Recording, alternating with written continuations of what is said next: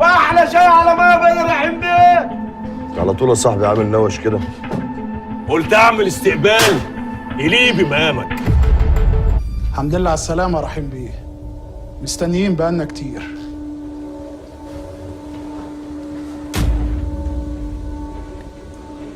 رحيم فين؟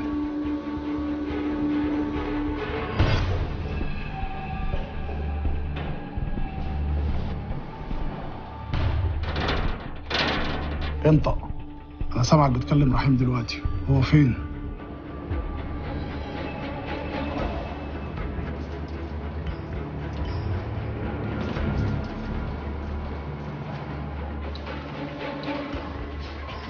مالكش فيه، انا قدامك اهو. عاوز ايه؟ اخرج شوفوني.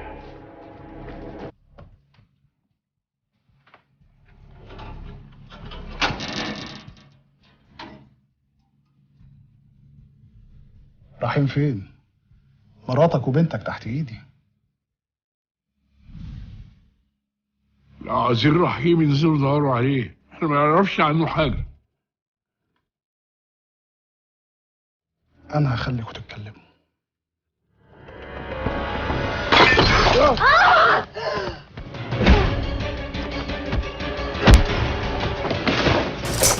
اثبت يلا.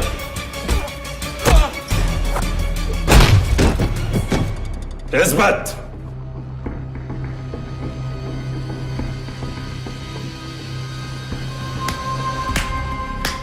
معلم وسيد المعلمين، بس قبل اي حاجه عايزك تعرف اني بحبك وبقدرك، ولولا الشغل كان زماني جيت لك لوحدي. احب على راسك واقول لك الحمد لله على السلامه. بس انت فاهم الشغل شغل. ولا انت فاكر انك هتخرج من هنا؟ ده انت بتحلم. انت عايز ايه يالا؟ انا مرسال يا كبير وجاي اقول لك كلمتين وماشي. انا مطلوب مني ادي لك الموبايل ده. عليه ايه الموبايل ده؟ الموبايل ده فيه رساله، قالوا لي انك هتفهم منها كل حاجه. هما مين اللي قالوا لك؟ ما اعرفش يا كبير، انا كده عملت اللي عليا وهقول لكم سلام عليكم. علمي محدش هيخرج من هنا. سمعت؟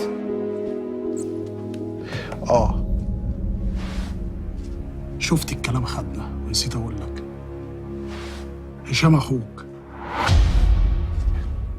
عندنا.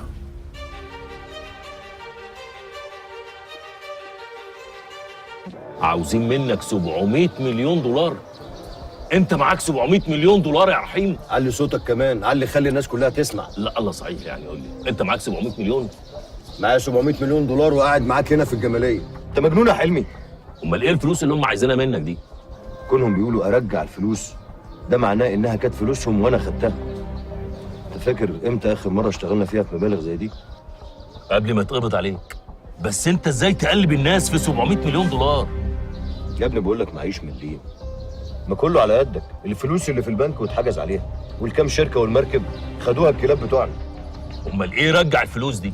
انا اللي هيجنني ان مفيش حد منهم اتصل بيا لحد دلوقتي. حتى الموبايل اللي هم بعتوهولي ده ما فيهوش نمر متسجله، الرساله مكتوبه عليه، مش مبعوثه من رقم حتى اعرف اكلمه. حاجه تجنن. يكون حد قلب الناس دي في الفلوس وفاكرينك انت. هي الفلوس مش بتتنقل ما بين 100 واحد لحد ما بتوصل، يكون حد في النص. مش عارف يا حلمي، بس محدش يقدر يعمل كده لانه عارف اني اكيد هجيبه. الا لو عارف انه هيتقبض عليك. انت وديت الورق فين؟ زي ما اتفقنا. منورين. رحيم خرج من السجن امتى يا سيدي بيه؟ امبارح. جرى ايه يا سامي؟ انت مش كنت مأكد علينا ان عمره ما يخرج من سجنه؟ والله ده اللي اتقال لي، واتقال لي امبارح انه اتغير. اتغير؟ هو ايه اللي اتغير؟ احنا بنتكلم على انبوبه؟ اسمع يا متر، احنا في بينا اتفاق ولا هو كان كلام صغار؟ هو انتوا مش عايشين في البلد ولا ايه؟ من ساعة ما رحيم دخل السجن البلد دي اتغير عليها كام نظام حكم. البلد دي كل يوم بيتشقلب حالها. خلاص رحيم خرج، اوكي. فكر بقى في اللي جاي. امال اشكرك يا عماد بيه. شوفوا انتوا بقى حضراتكم عاوزين ايه وانا تحت امركم. ليه هو انت مش معانا ولا ايه؟ والله انا عبد المأمور، طلبتوا مني شويه حاجات وانا نفذتها لكم، مش اكتر ولا اقل. سيد بيه خد المركب السياحي، وسعادتك خدت شركه التخليص الجمركي وشركه الفنادق، وعماد بيه مفيش ورقه تثبت ان في نكله شراكه بينه وبين رحيم. عاوزين ترجعوا كل حاجه زي ما كانت، ارجعها لكم. عاوزين كل حاجه تفضل، انا تحت امركم. ايه يا سمسم، انت لسه قايل بلسانك ان الدنيا اتغيرت، يعني مفيش حاجه بترجع زي ما كانت. اهو يبقى انتوا بقى اللي مش عايزين حاجه ترجع. بقالي كتير ما جيتش هنا من ساعة ما اتقبض عليك. ايه ده؟ ايه ده؟ ايه ده؟ الورق كان هنا. يا نهار اسود، انت شايله هنا؟ انا حاطه بايدي. انت متاكد انك شايل ورق هنا؟ بقول لك حاطه بايدي دي من امتى؟ من ساعة ما اتقبض عليك، وكنت متأكد ان ما كانش في حد ورايا. انت فاهم معنى اللي بتقوله ده ايه؟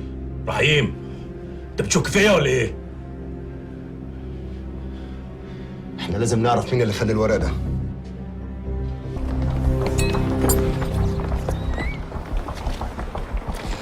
بتعمل ايه هنا؟ باكل. وحشني اكل الداخليه. لما خرجت قلت لك بلاش تعمل الشويتين دول، الدنيا اتغيرت، افهم بقى. امبارح الساعه 2 بالليل نزلوا من عندي 3 انفار. انا عايز تحريات عنه. نعم يا اخويا. احمد باشا، انا عارف ان كنتوا بتعدوا عليا النفس اللي انا بتنفسه، فاكيد انتوا كنتوا واطرين العيال دي وعرفتوا هم مين وقاعدين فين. وبكره الصبح ملفاتهم هتبقى على مكتب سيادتك. انا بقى عايز الملفات دي. انت اتجننت ولا ايه؟ الداخليه هتشتغل لحسابك انت؟ ما تفوق.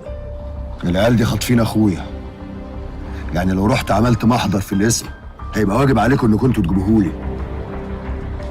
انا بقى عايز اوفر عليكم كل اللبش ده، يعني لو اديتني اي معلومه انا هجيبه بنفسي. يا احمد باشا، انت لسه قايل ان الدنيا اتغيرت، وانا مش عايز اي حاجه من الدنيا غير ان الم اهلي اللي اتفرقوا من بعدي. العيال دي خطفت اخوك ليه؟ عايزين نشتغل معاهم بالعافيه. وانت عايز نصدقك انك انت مش عايز تشتغل معاهم؟ عايز طبعا، بس بمزاجي. شفت انا جاي معاك دغري ازاي؟ فكر ورد عليا. دي نمرتي الجديدة، هستناك تكلمني بس ما تتأخرش علشان مفيش وقت، ولو ما اتصلتش أنا كده كده هعرف أوصل لك علشان أقنعك إنك تساعدني. أسيبك بقى للمدام والولاد، ربنا يخليهم لك بالإذن.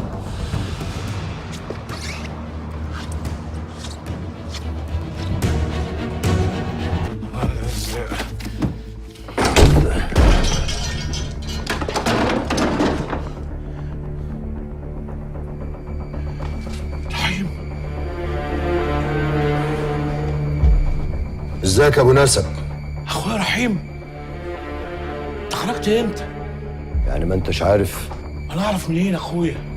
اعرف منين؟ انتوا ايه اللي عملتوه ده؟ عملتوا ايه يا زبالة الرجاله؟ انتوا كنتوا ماسكين رحيم ليه؟ مش عارفين مين ده كاريكات؟ ده صاحب المكان وقمر الزمان. الله ليك شو يا رحيم؟ لا يا رسول الله، احنا لازم نذبح النهارده. ما تقلقش، من ناحية هنذبح فاحنا هنذبح. ده انا فاكر المشروع ده بيتعامل مع واحد سكران ولا حد ما اعرفوش. ما كانش في خيالي ابدا انك انت. معلش يا رحيم، مسحها في دقني، العيال دي جديده وما تعرفكش. لو ما احنا اتعرفنا تحت. انت هتقول لي على قديمه. يلا بره، يلا يا اخويا، وانا حساب معاكوا عسير. والله ليك وحشه كبيره يا رحيم. اوعى رحيم يفلت منك يا خميس. لو فلت منك هيخلص علينا كلنا واحد ورا التاني، واولهم انت يا خمس. جمد قلبك يا كبير، وحط في بطنك بطيخه سيفي. رحيم ده بتاعي. امان. ادي فلوس الرجاله. والله لولا حساب الرجاله يا سيد ما كنت خدتهم منك. اصيل. رحيم ده اصله حبيبي. يا سلام، كنت مستني اليوم ده من زمان عشان اوجب معاه وادوقه من اللي هو دوقهولي، واليوم اهو جه. دول حساب الرجاله. اما حساب انا بقى خليه بكره بعد عزا رحيم. اتكل على الله، طريقك اخضر. دوما سيد بيه. ازبل واحد فيهم سيد. فاكر لما كان عامل حبيبي وصاحبي ولازق لي في كل حته؟ اول ما دخلت انت السجن الوشوش كلها قلبت. كله من تحت راس سامي، هو اللي قوى قلبهم. ورق الضد اللي كنت ماسكه عليهم معهولهم وقبض. الفنادق والشركات بقت بتاعت امينه وعماد رسمي. انا فكرت ان حد فيهم هو اللي سرق ورق التحويلات، بس لو حد فيهم كان معاه 700 مليون دولار كان قاعد هنا. وبعدين ما حدش فيهم يعرف حكايه الورق ده اصلا. ومحدش كمان يعرف حوار غسيل الفلوس ده غيرك انت يا حاج. قصدك يا رحيم؟ يا عم ما قصديش حاجه. الله، مالك بقيت حساس قوي كده ليه؟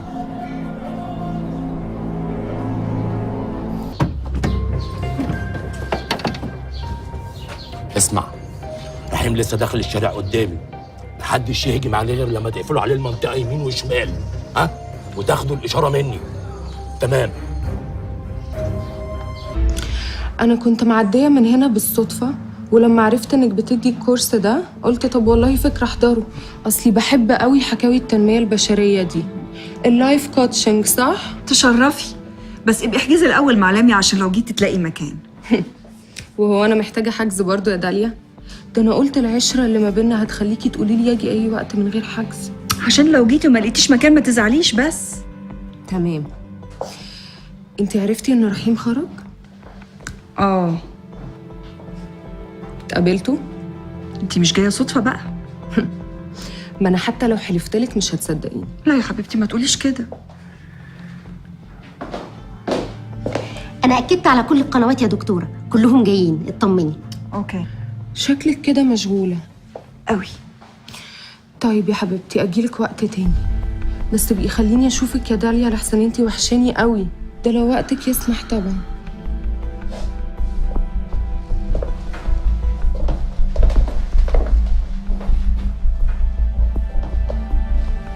أنت كويسة؟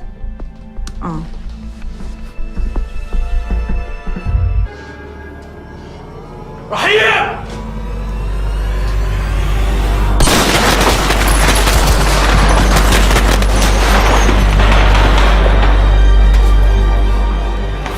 قول على رحيم يا رحمن يا رحيم.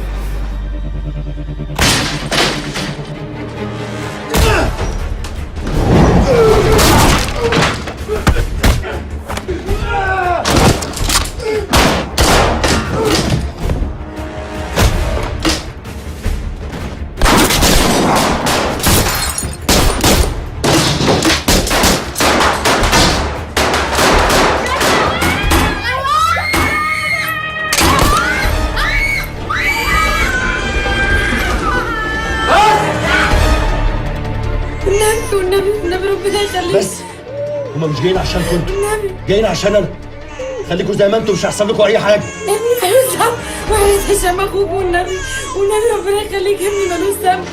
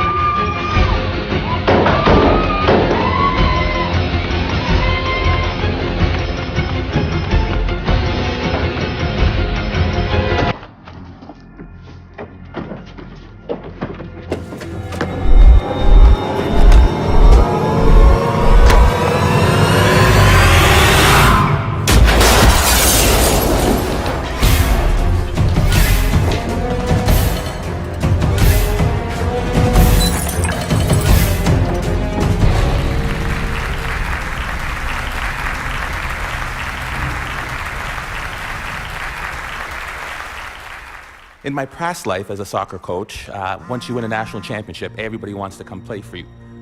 Really not true. Once you pay them $25,000 a year in scholarships, everybody wants to come play for you.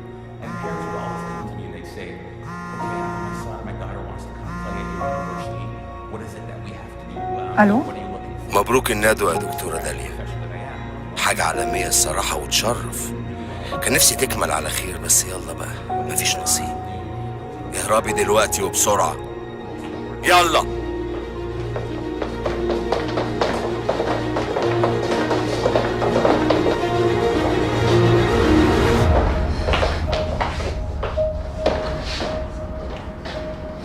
خير يا حضرة الضابط، في ايه؟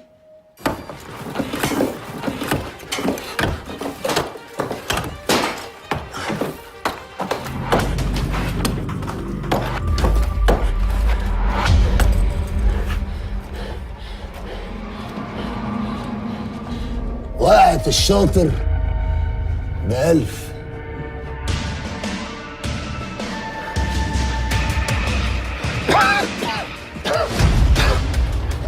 شبورة ورا الراجل دوت تلاقي سكة توصلك التاكسي.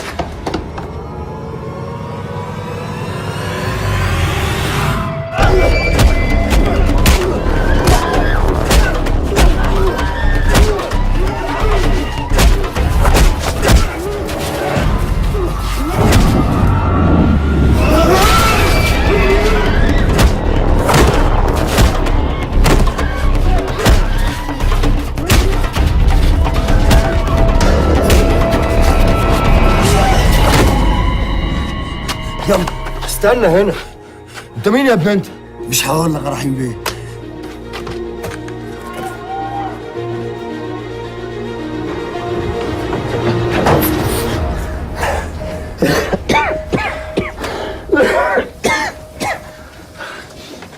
لحد دلوقتي ما قلتليش انت مين؟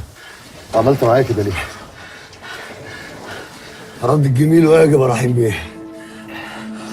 جميل؟ جميل ايه؟ أنا عملت معاك جميل؟ إمتى؟ أنت لا يمكن هتفتكره، لكن أنا بقى جميلك ده ما فارقنيش بقاله 15 سنة. أتب وطالع لي بين كتافي بعيد عنك. بس أنا ما أعرفكش ولا عمري شفتك قبل كده. الدنيا تلاقي. أديك شفتني يا سيدي. وعشان أريحك ودماغك ما توديش وتجيب. من 15 سنة كنت انت ورجالتك في مصلحة في ليبيا. واحد من رجالتك اتذبح هناك قدام عينيكوا، وكل اللي معاك قالوا لك نرجع نسيبه مرمي في الجبل، هيبقى حمل هيطلونا. انت الوحيد اللي ما رضيتش وشلت جتته على كتفك وراسه على كتفك ووصلت بيه لغايه هنا ودفنته وسط حضن امه وابوه. يبقى قاتل ولا مش قاتل؟ انت زين اخو اشرف العافية.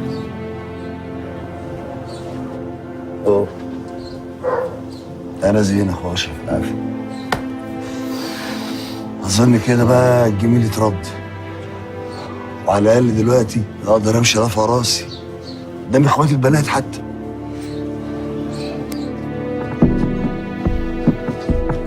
طب يلا تعالى معانا قبل ما حد يجي. لا لا لا لا لا لا لا يلا ايه؟ انت وسعت منك، انت فهمتني غلط. انت كان ليك عندي جميل، والجميل انا رديتهولك. ولحد كده وستوب، وما تاخذنيش انت زي اخوك الكبير. انا اسف يعني، سكتك غير سكتي. عندك حق، بس مسير الحي لا. ده اذا فضل حي، عشان يفضل حي لا يظلم ولا يفتري ولا يقهر مهما كان عافي وقوي. دايما خلي الجملتين دول في دماغك يا رحيم بيه. لا يظلم ولا يقهر ولا يفتري. كل ما تنسى الجملتين دول افتكر اشرف. الجت على الكتف والدماغ على الكف. يلا الحق انت صاحبك ومالكش دعوه بيا. انا هعرف اسلك نفسي، بس خليك فاكر لا يظلم ولا يقهر ولا يفتري.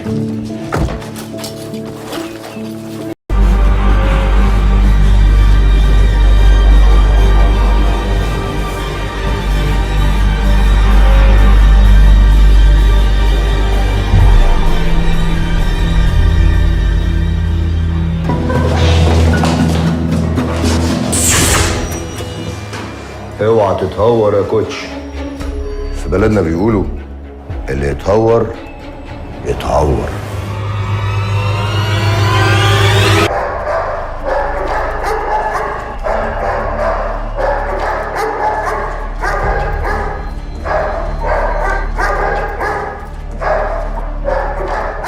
بس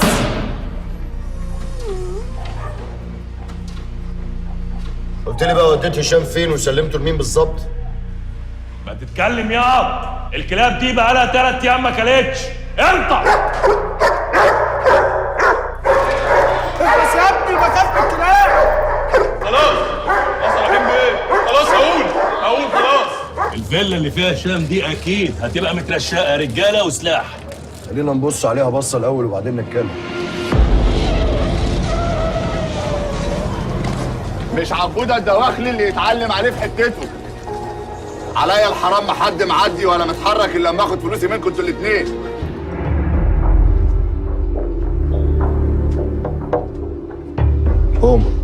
ما يامرش عليك ظالم. يا لهوي يا حلمي، في ايه ده؟ في ايه يا بنتي؟ انا عارفه في ايه يا رحيم؟ في ايه يا ابني؟ مفيش حاجة يا حاج. مفيش حاجه ازاي؟ ما تسكت مراتك يا حلمي. حنان ما اسمعش صوتك. هات من الاخر يا عبود. ال 50,000 جنيه فلوسي اللي كلهم صاحبك عليا. هو انا مش قلت لك يعوض عليك ربنا؟ بس لو عايز تسترزق عندي ليك شغلانه هتكسبك اكتر من كده بكتير. شغلانتي ما تبص لنفسك، ده انت طالع من السجن مش لاقي اللضا. مالكش فيه بقى. عايز تسترزق انت والرجاله اللي معاك دي ولا لا؟ انجز، فلوسي فين؟ عبوده لو جاي وناوي تعلم وتمشي ما انصحكش، علشان رحيم لو عظم في قفه ما بيسيبش حق. وهقولها لك تاني، لو سلاحك ده اترفع عليا موتني، علشان لو ما متش هزعلك قوي. انت بتهددني؟ لا انا بس بفطمك، علشان ساعتها مش هيكون لك حق عندي ومات الكلام. يا حاج بدر. ايوه. هات الامانه اللي عندك في الدولاب. امانه ايه؟ مالك قلقان ليه؟ ده انت اللي معاك السلاح. رحيم خد.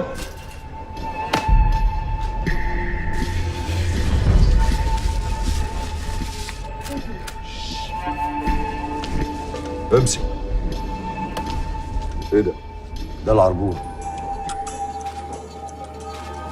ودول علشان الرجاله، علشان مش رحيم السيوفي اللي تيجي لحد عنده رجاله وتمشي من غير ما يتعمل معاها احلى واجب. خد ياض امسك. على فكره دي انت ما تربيتش، انت ما عرفتش تربي رجالتك يا عبوده. مش تستاذن ياض معلمك الاول؟ اذن لهم بقى، خلي الرجاله تتحايل. ندي ايدك ياض.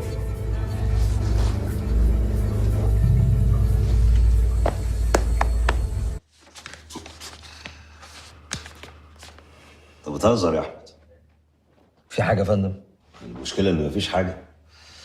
ملف رحيم من ساعه ما خرج وهو ما فيهوش حاجه.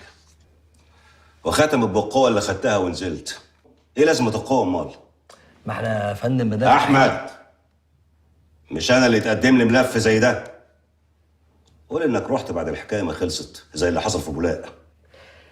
يا فندم انا عارف وفاهم. رحيم تقيل عليك مش كده؟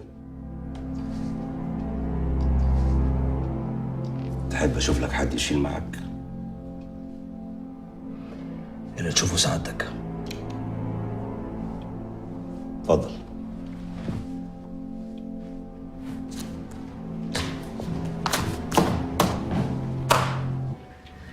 لميا؟ لميا الاسيستنت بتاعتك. مستحيل. لميا مستحيل تعمل كده. دي دراع اليمين في كل حاجة وأقرب واحدة ليا. أمال بس الفلوس ما خلتش حد من غير تمن. مستحيل، برضه مستحيل. طب سيبينا من العلاقات الشخصية وخلينا نفكر بالعقل شوية.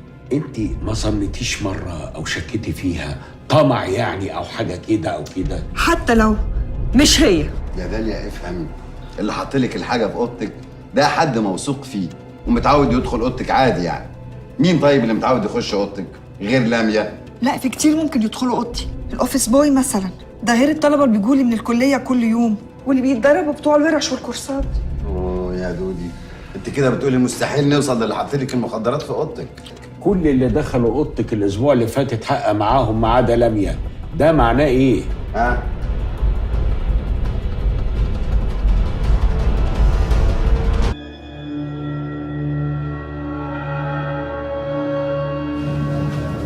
عايز كل حاجة ترجع لمكانها. اخواتي،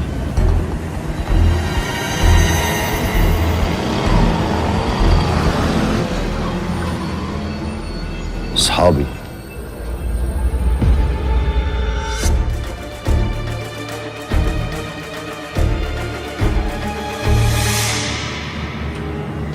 رجالتي.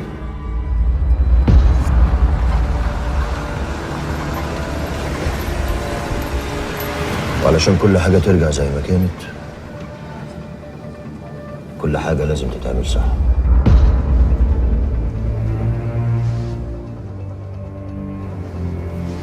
علشان يوم ما رحيم السوفي هيضرب، الكل هيقع.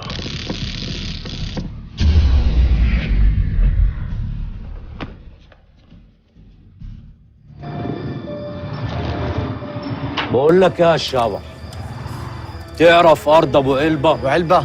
قال لك فين يلا؟ ما يعرفش ابو قلبه.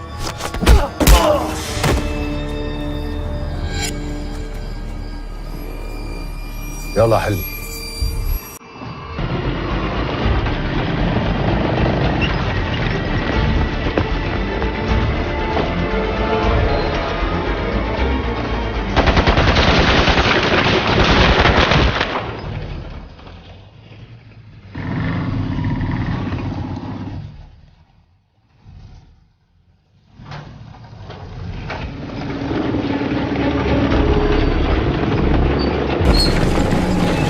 مفيش غير الممر ده، خد بالك يا رحيم. خليه على الله.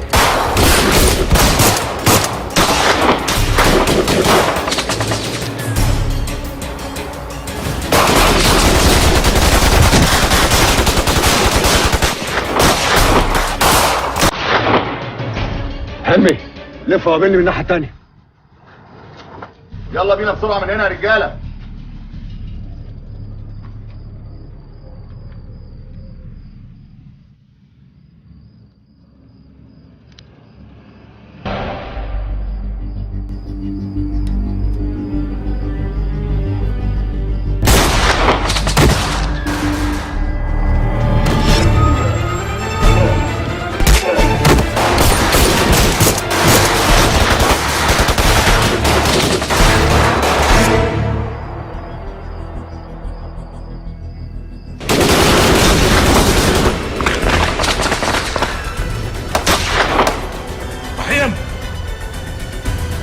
رحيم،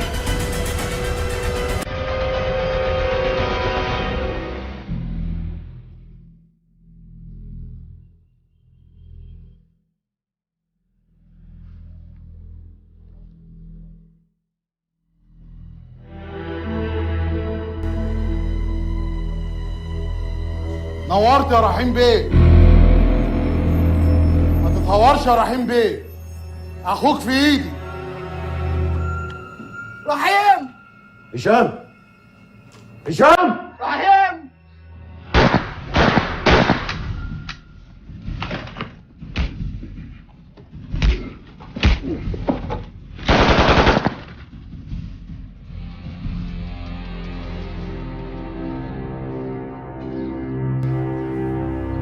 هشام، هشام،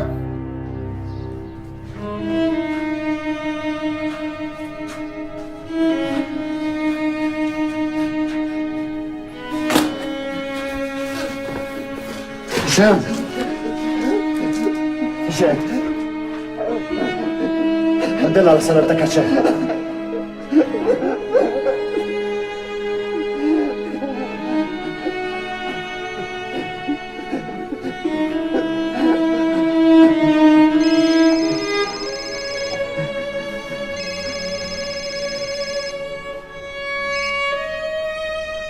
الحمد لله على سلامة اخوك، بس خلي بالك من سلامة الباقي.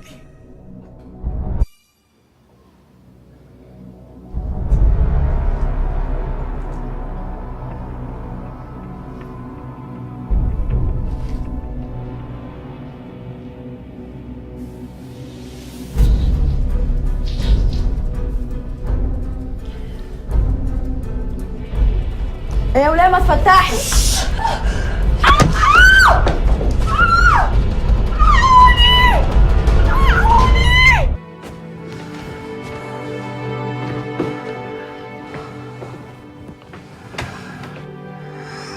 سامحني يا هشام، أنا السبب في كل اللي أنت فيه ده. صدقني أنا لو طول أشيل عنك كنت عملت.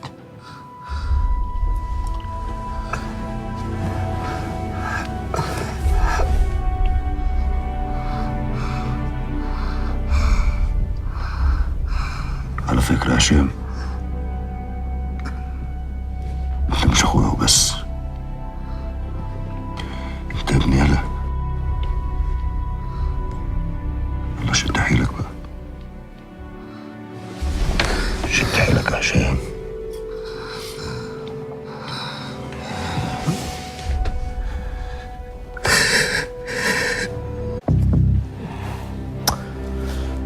انا مش فاهم ليه لغايه دلوقتي ما جوش عملوا معانا الواجب. مستعجل قوي يا اخويا. ربنا يهديهم علينا. بس انا برضه لغايه دلوقتي مش فاهم هم ليه ما جوش عملوا معانا الواجب. لا في ايه يا حلمي؟ اقعد انت انبر فيها كده لغايه ما نلاقيهم فوق دماغنا. يا جدعان انا لسه كنت خارج من الحبس، هرجع تاني؟ انا مش فاهم انت ازاي كنت ممسوك كل الفتره دي كلها وما عرفتش تلقط لنا كلمه ولا حتى اسم نفهم منه اي حاجه. القط ايه؟ القط ايه؟ انا كنت متغمي طول الوقت وقاعد في اوضه متر في متر باكل طقه واحده. عايزني بقى ازاي اركز في كل اللي حواليا؟ وبعدين يعني انا كنت فاكر الموضوع ده يخصني انا، يعني بره عنك انت. انا اساسا ما اعرفش ان انت خرجت غير يوميها. انا اقول يا رحيم، فاكر اخر مره انا اتحبست فيها هنا؟ انت جيت عشان تخرجني وكان معاك يوميها راجل كبار قوي. الراجل ده راح فين؟ احنا في ايه ولا في ايه يا حلمي؟ اصل انا افتكرت الموضوع ده دلوقتي. الراجل ده كان اسمه ايه؟ ما تسك بقى على سيره الناس الزباله دي. يوه. طب وبعدين طيب؟ هتقطم بقى يالا. هيبان، كله هيبان. ما هم اكيد مش مخرجيني عشان يحبسوني هنا. ايه ده؟ هو انت مش خرجت عشان خلصت مدتك؟ انا القضيه الوحيده اللي اتحكم عليها فيها كانت قضيه حيازات سلاح، وخدت فيها 5 سنين، والباقي بقى كان هدايا من عندهم على ذمه قواضي تانية. ليه بقى خرجوني دلوقتي رغم ان القواضي دي لسه شغاله وما اتحكمش فيها؟ يمكن عشان حوار 700 مليون؟ يمكن.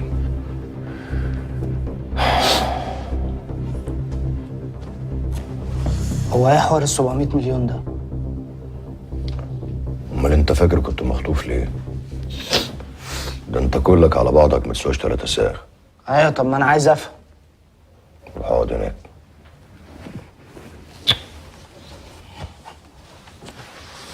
عم حلمي نجيب سيجاره.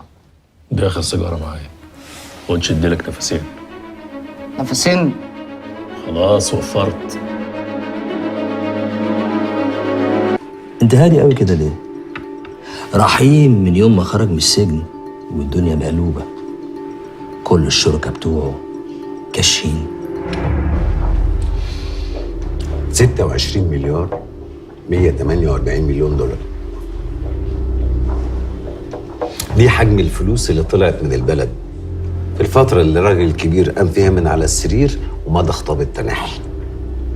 والمسؤول عن تهريب معظم الفلوس دي اللي انت قبضت عليه بنفسك علشان توقفوا نزيف الأموال.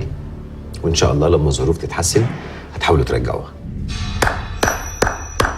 برافو، مذاكر كويس. لا مذاكر ولا حاجة، كله موجود على جوجل بس اللي يدور. واحد زي ده بقى متخيل ان انا اخاف منه؟ النظام عايز حقه منه، والناس في الشارع عايزه حقها منه. يحل مشاكله الاول. يعني انت عارف سبب كل المشاكل اللي حصلت دي؟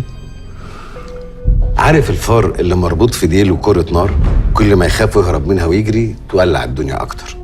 لا عارف يوقف الولعه ولا عارف يهرب منها. ده رحيم. مش خايف النار دي طولك؟ مع ان رحيم بيجري في نفس سكتك. طول ما رحيم بيجري انا مطمن. اللي خوف اللحظه اللي هيوقف فيها وياخد نفسه، علشان لا انا ولا انت هنقدر نقف قصاده. انت فاكر ان احنا خايفين من رحيم؟ دي سؤال تساله للقيادات بتاعتك.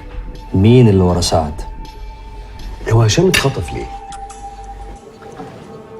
انا جاي لك عشان اوفر عليك مشوار النيابه. هشام اتخطف ليه؟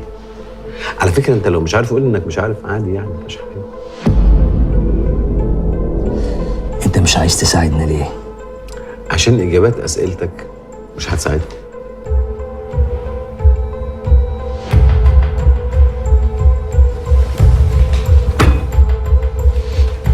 احضر شنطتي؟ ليك عندنا هدوم كفايه، بس حسب اختيارك انت بقى، ابيض ولا ازرق؟ المهم مبقاش احمر. انت ونصيبك بقى.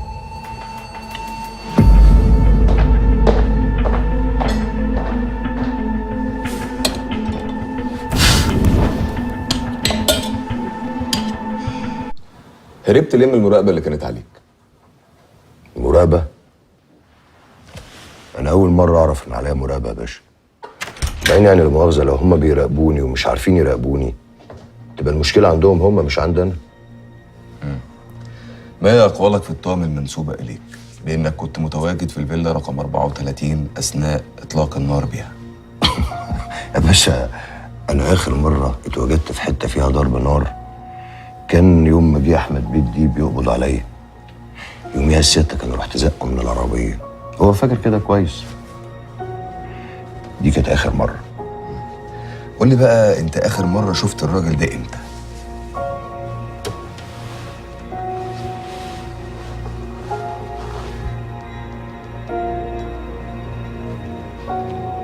أنا عمري ما شفت الراجل ده قبل كده.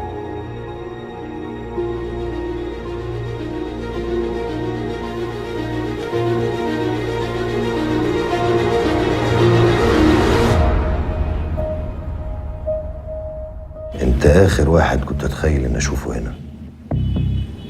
جرايه رحيم بيه، انت نسيت انا مين ولا ايه؟ انا سامع عوض. هو في حد غيري يقدر يدخل هنا ويقابل اللي هو عايزه؟ الشيطان. اعتبرها مجامله. طب وانت عرفت مكاني ازاي؟ ده انا نفسي ما اعرفش انا فين. يا سلام، ما انا اصحابي كتير وانت عارف، وبعدين اغلبهم انت اللي معرفني بيهم. لا والله وطمر المعروف يا عم سامي. ما هو لو ما كانش المعروف تمر ما كنتش ابقى قاعد قدامك دلوقتي. المهم عايزين نقعد مع بعض ونتكلم، عشان في حاجات كتير قوي واصلاك غلط. انت هتتكلم زي سيد ولا ايه؟ اهو سيد ده بقى هو اللي بلغني بخبر القبض عليك وقال لي ادور عليك وخرجك.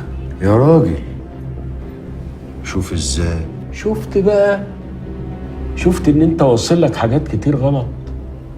المهم انا جاي ابشرك بشرة حلوة قوي قوي قوي يا سيدي البيه.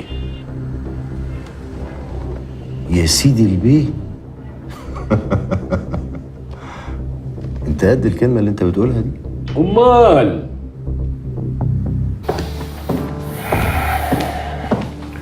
كنت عايزاني في ايه يا امينة؟ وحشتني يا رحيم. ما خرجتش عليا ليه اول ما جيت من السجن؟ بمناسبة ايه؟ هو مش حضرتك ست متجوزة برضه؟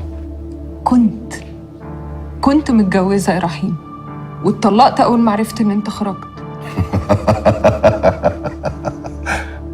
دي ايه الصراحة دي؟ ما انت عارف يا رحيم، انت عارف ان انا معاك ببقى حاجة تانية.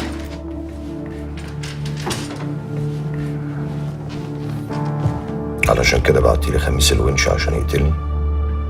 مش انا يا رحيم، السيد هو اللي اتفق معاه، ولو شفت خميس ابقى اساله بنفسك مين اللي اتفق معاه. انا بس كنت حاضره معاهم الاتفاق. دي مش صراحة وبس، دي بجاحة كمان.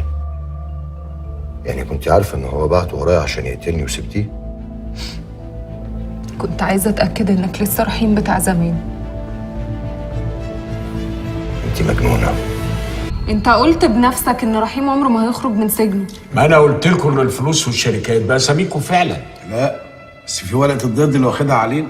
امال ما انا اكدت لكم انه عمره ما هيطلع من السجن، يعني ملوش لازمه. بس امينه عندها حق، احنا ليه نربط نفسنا بورق ممكن يضرنا في يوم من الايام؟ بالظبط، وانا قلت لك انك لو قلت لاي حد انه في ناس دخلوا وحرقوا المكتب في الهوجه بتاعت الثوره دي محدش هيعرف يكذبك. يا بنتي الايه، فينو قوي الفكره دي، انا موافق. توكل على الله يا متر. انا بس خايفه لا يكون في حد تاني معاه نسخه تانيه من الورق. زي مين؟ داليا مثلا. مالكيش دعوه بداليا. افرض داليا. مالكيش دعوه بداليا. بعدين رحيم مش عبيط عشان يفرض ورق مهم زي ده في كل حته. امينه انا عارف كويس قوي انت عايزه ايه من داليا، وبحذرك داليا دي بتاعتي، واللي هيقرب لها مش هرحمه. صلوا على النبي يا جماعه، الموضوع بسيط. حلال عليك يا سيدي. بس حلمي مش هيسكت. طبعا. حلمي ده سيبوهولي.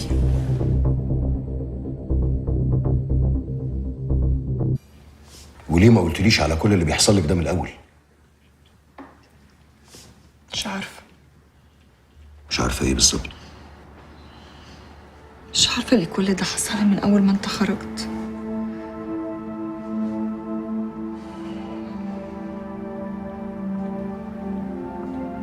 داليا، دي بتشكي فيا؟ احتمال كبير يكون كل اللي حصل لك ده بسببي، لكن أكيد مش أنا اللي وراه. انت عارفة إن أكتر حاجة تهمني في الدنيا دي وإني أشوفك مبسوطة وكويسة.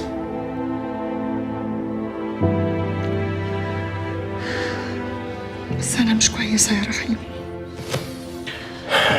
علشان كده مش عايزك تفضلي هنا دقيقة واحدة زيادة.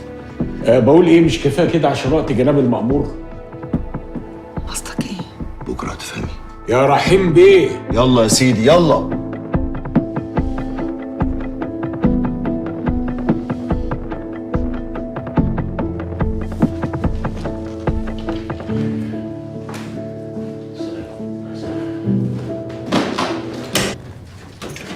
ايه يا عم انت ما تزقش كده، زقوك على نقاله يا بعيد.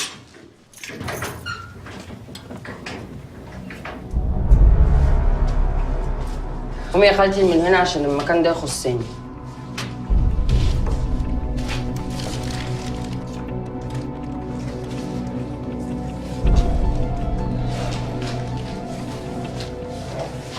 لا لا لا لا لا، نهدى ونقول هدينا عشان جايلك مرسال ومعايا ليك رسالة وما تقلقيش. تاخدي سجارة؟ هتاخدي سجارة. رحيم بيه، أنا عايزة أقول لك على حاجة. خير؟ أنا عايزة أشكرك على كل حاجة. دي ما كانتش غدوة بس. أنا مش بتكلم على الأكل، أنا بتكلم على اللي أنت عملته معايا أنا ورحيم الصغير. وربنا أنا ما عارفة أقول لك إيه ولا أشكرك إزاي. أنت فجأة كده حسستني إن أنا ليا عيلة وأهلي. الواحد لما بيحس إن هو مسنود بيكون عايش ومطمن وحاسس إن هو في أمان. ودي حاجة كبيرة أوي أنت حسستني بيها. ربنا يخليك. يا بسمة انت بنت حلال وجدعة وطيبة، تستاهلي كل خير. ربنا يكبر بخاطرك يا رب. صاحب صندوق قد الدنيا. طبعا إذن حضرتك.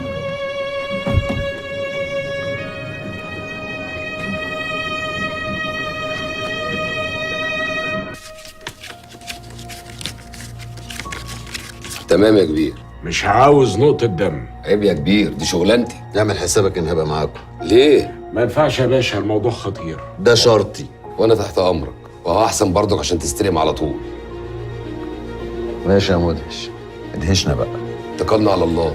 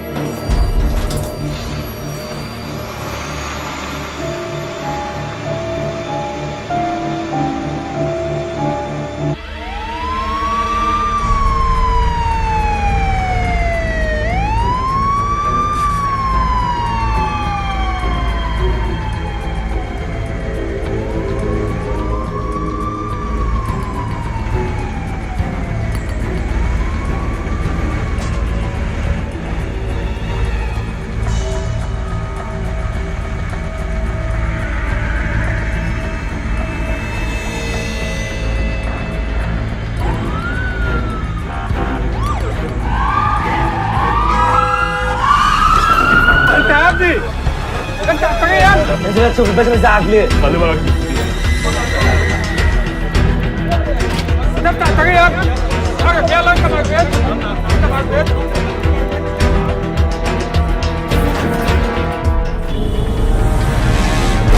يلا يلا اتحرك.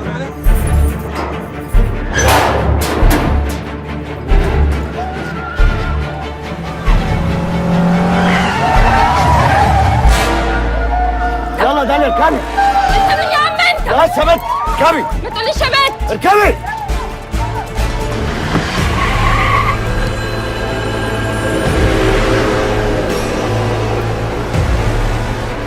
العربية دي مش تبعنا؟ مش تبعنا يا كبير، انت متفق مع حد تاني ولا ايه؟ طب اركب اركب.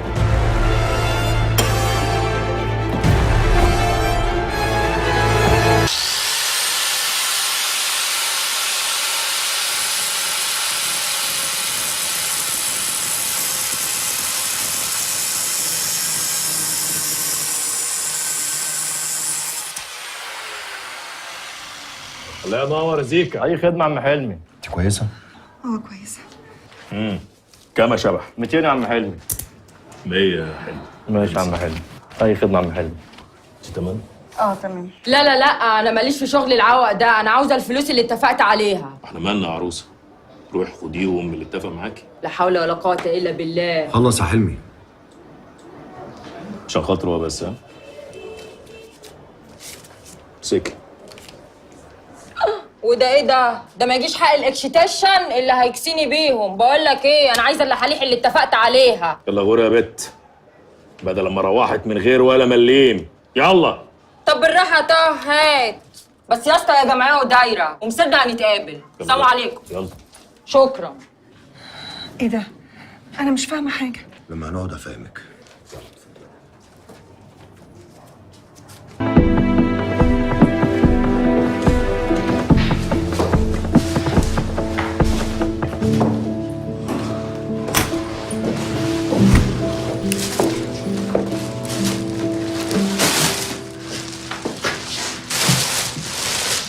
معلش المكان مش كويس بس امان. على الاقل احسن من الحجز.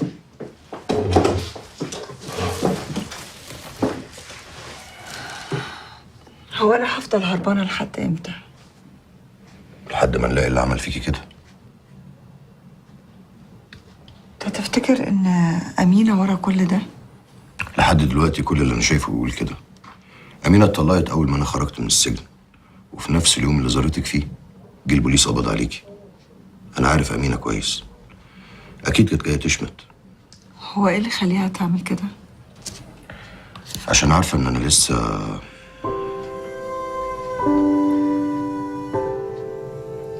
سكت ليه؟ انت عارفه انا كنت اقول ايه.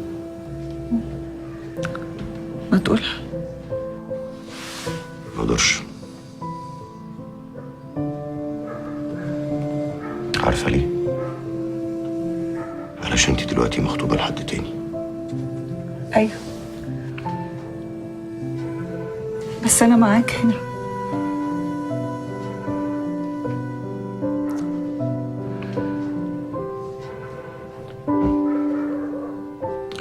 بس عشان عارفه ان انا الوحيد دلوقتي اللي اقدر احميكي. انت بتظلمني بكلامك ده يا رحيم.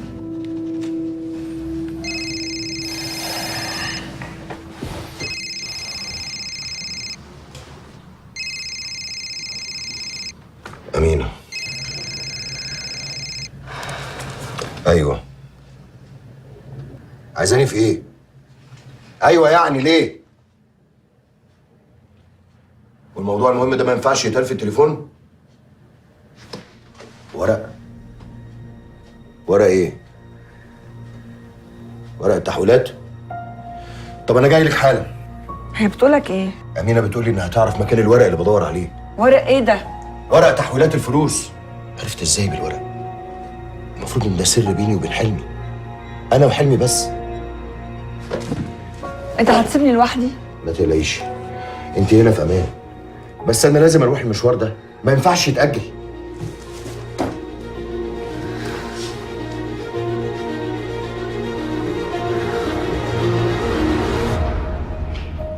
مدام امينه موجوده؟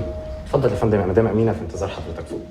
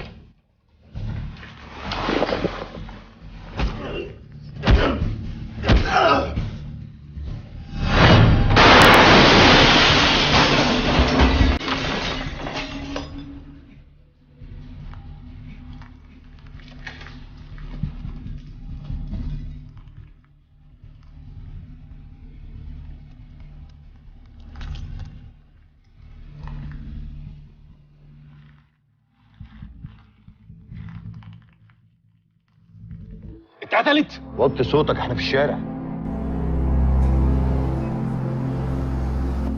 لا حول ولا قوة إلا بالله. الله يرحمك يا أمينة.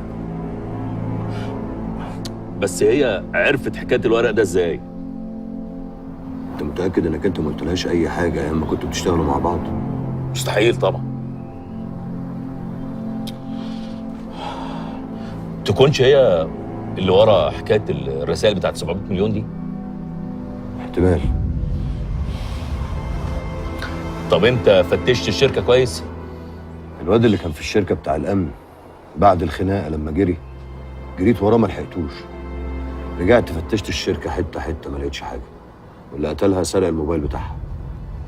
يبقى أكيد اللي قتلها مش عايزك توصل للورق. أو ممكن يكون هو اللي ورا حوار ال 700 مليون. أيوه بس هي خدت ليه الورق من أصله؟ هي ما قالتليش إنها خدت الورق. هي قالت لي إنها تعرف مكان الورق اللي أنا بدور عليه. يعني ممكن المعلومة تكون جات قدامها بالصدفة. أنا زهقت من كلمة احتمال وممكن دي. أنا عايز حاجة ملموسة أمشي وراها. أنا عايزك تهدى. إحنا لسه في أولها. وما تنساش إن اللي هددوني بخطف هشام مش هيسكتوا. بس الحمد لله ما حدش عمل حاجة لغاية دلوقتي. بتفكركش بحاجة؟ مش واخد بالي. أرقام حسابات يعني. بص كويس. إيه في إيه؟ ده الورق اللي اتسرق منك. يا نهار اسود. ايوه، ما انت شايل حاجه مش عارف فيها ايه. عينيك مش في الارقام اصلا. ده معنى كده ان ممدوح ما كانش معاه ورق التحويلات وان في حد بعتها له. بالظبط. طب الورق وصل للناس دي ازاي؟ واذا كان معاهم بعتوه لممدوح ليه؟ كل دي اسئله ملهاش اجابات. لو عرفناها هنفهم كل حاجه. واضح ان ممدوح راح وقابلهم وقعد معاهم. وبعدين ايه بقى؟ الله يرحمه. شكلها كده. الناس دول مش عايزين يسيبوا وراهم اي خيط يكشفهم. اللي بيعمل كده مبسوط قوي عشان هو الوحيد اللي شايف واحنا عمي. بس الموضوع ده مش هيطول اكتر من كده. طب بقول لك ايه؟ ما تبعت لهم ايميل علشان اكشف ورقي؟ الناس دي تقيله وعايزين لعبه على تقيل.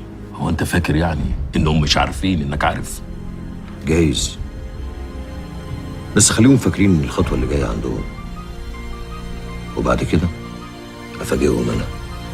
ناوي تعمل ايه؟ الاول نخلص موضوع الحاج هدايا وبعدين افوق لهم. ما يلا يا رجاله بقى والنبي.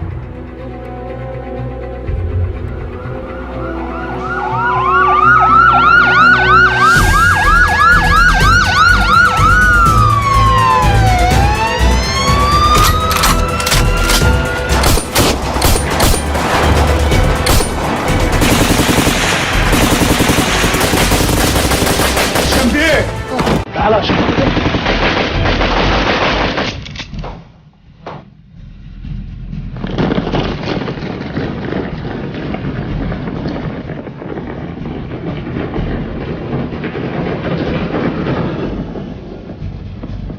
يلا عشان بيه.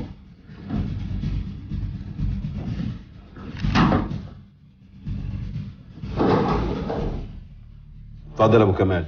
قال لك ايه بقى؟ قال لك شيك في اليد خير من بضاعه بايره. كلها خساره يا عماد بيه. خساره ايه بس؟ انا مديك ربع ثمن البضاعه. بعدين كده كده الحكومه كانت هتقفشها وتروح عليك خالص. احمد ربنا الخساره قال يا راجل.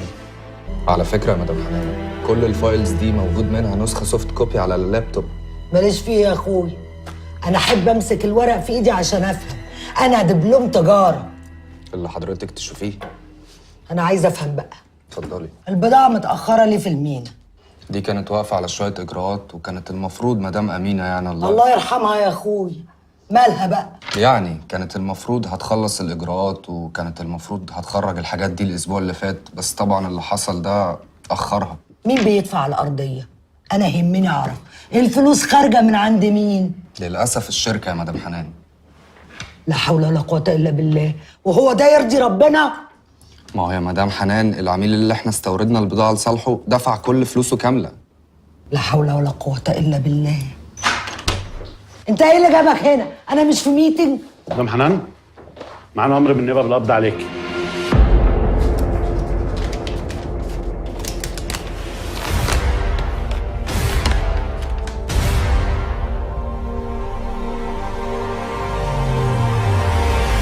الو يا حنان. ايه مالك؟ في ايه؟ امتى حصل الكلام ده؟ طب خلاص ما تقلقيش، اهدي بس. انا جاي لك على طول، مسافه السكه.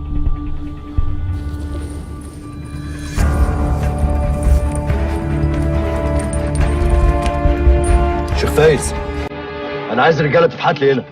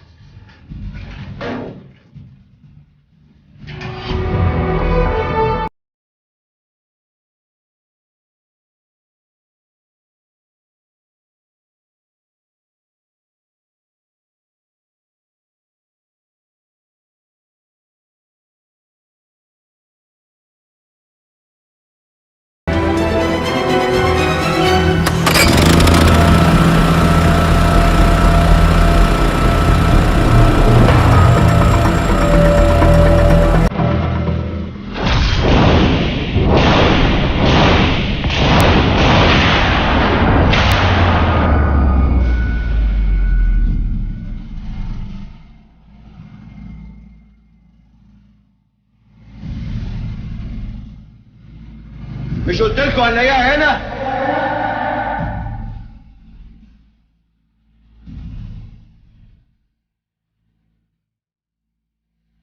ايوه احمد بيه. ايوه حلمي، ايه الاخبار عندك؟ لقيت العربيه والسلاح؟ اه لقيناها. هتتحركوا امتى؟ كمان ربع ساعه. حلو قوي. لو في اي حاجه بلغني على طول. تمام تمام.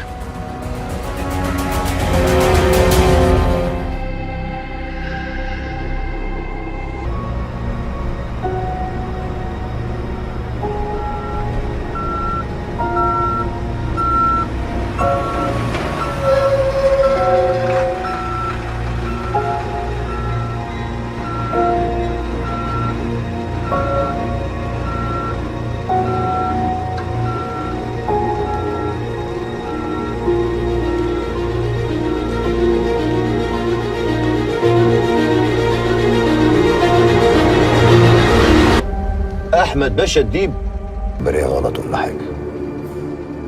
هات يا ابني شوالين بطاطس من عندك للباشا بسرعه عشان الاولاد.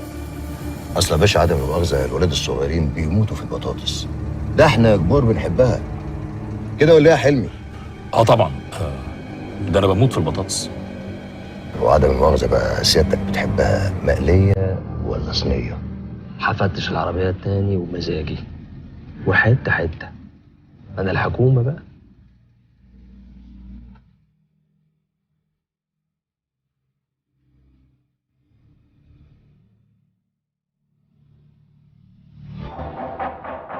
اتفضل.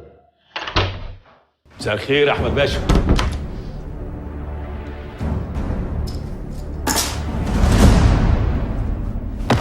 ليه بس كده يا باشا؟ ايه اللي ليه بس كده؟ وانا عملت ايه؟ انت هتستعبط يالا. يا باشا انا ما عملتش غير اللي انت طلبته مني. مش قلت العربيه فيها سلاح؟ فين السلاح ده؟ معرفش يا باشا، ورحمه امي في تربتها العربيه كان عليها سلاح. رحيم وداه فين بقى؟ معرفش يا باشا. يا باشا انا قايل لك رحيم شاكك فيا وكان هارش ولعب بينا احنا الجوز. شاكك فيك وصاحبك معاه في كل حته. مش في كل حته يا باشا. امال انت فاكر هو بعدني عنه ليه لما مسكني شركه الشحن؟ بعدك عنه ومقعدك في القصر عشان ابقى تحت عينه يا باشا.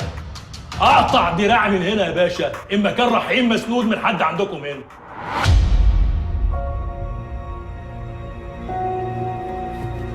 ايه اللي خلاك تقول كده يا حلمي؟ يا باشا رحيم بيتحرك وهو سايب ايده الاتنين وبيعمل كل اللي هو عايزه وبيوصل له. انت مش فاكر يا باشا يوم ما اتقبض علينا خرجنا تاني يوم على طول.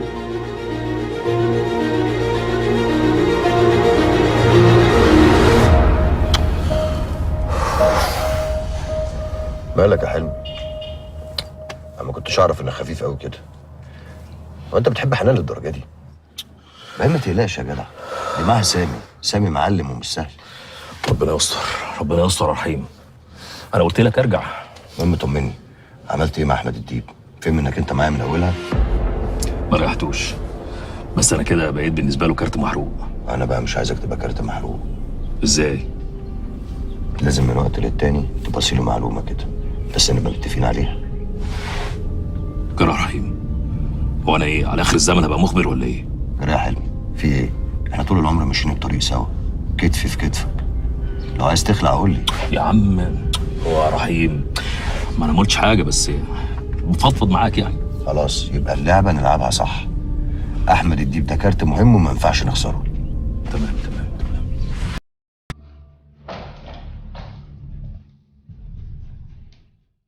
في ايه؟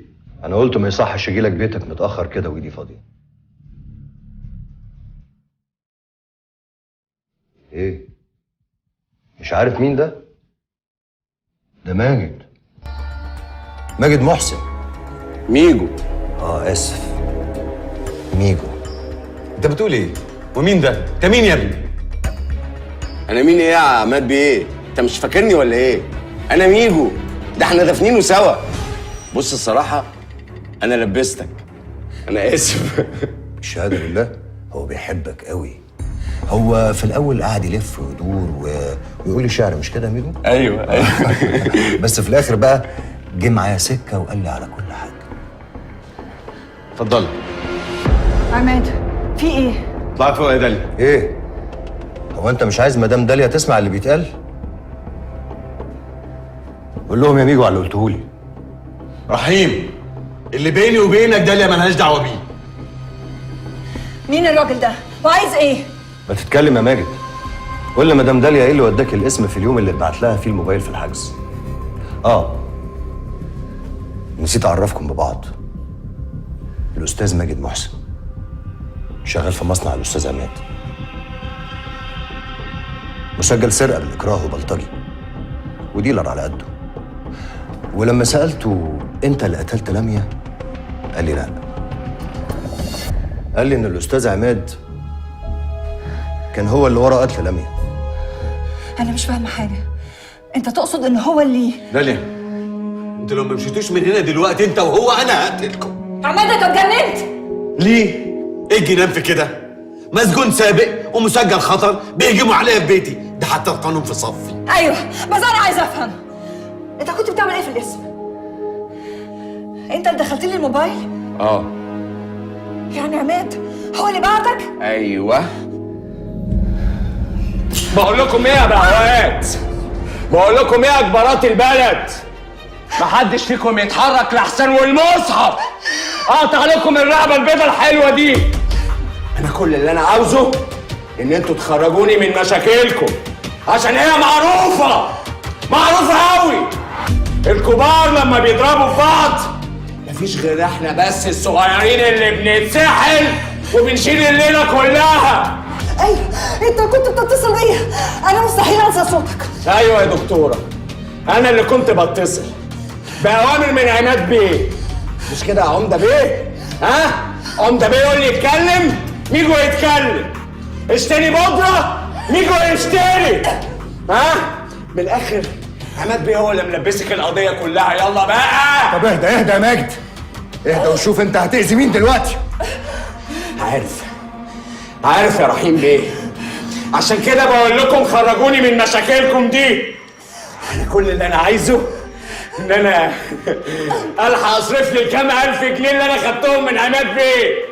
بعد كده بقى اعيش اموت مش فارقه معايا، المهم ان انا هتمتع بالفلوس ولازم اخرج من هنا سليم. يعني عماد هو اللي حط لي المخدرات؟ يا دنيا مش وقته، انا بحكي لك كل حاجه بعدين. هاتينا والمصعد. ماجد افهمني دلوقتي سبب مشاكلنا انا وانت رحيم، يعني لو قتلته هتتحل مشاكلنا. شوفوا وانا بحبه بس ماشي يا قلبي.